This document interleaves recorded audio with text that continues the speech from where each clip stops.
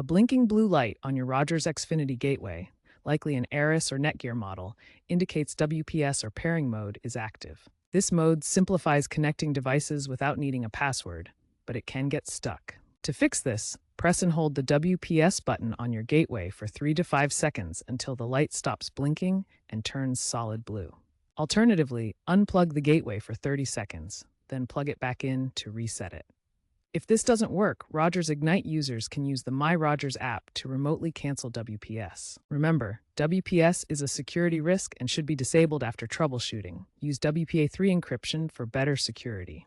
After canceling WPS mode, manually reconnect your devices like smartphones and smart TVs through the gateway's Wi-Fi settings using the network key.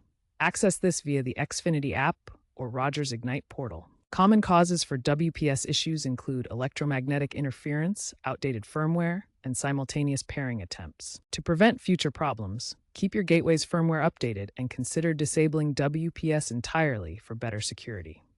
Experts recommend using WPA3 encryption for enhanced security. Consider the Xfinity My Account app's Quick Fix AI tool for automated help or voice-activated resets via Google Home or Alexa for Rogers users.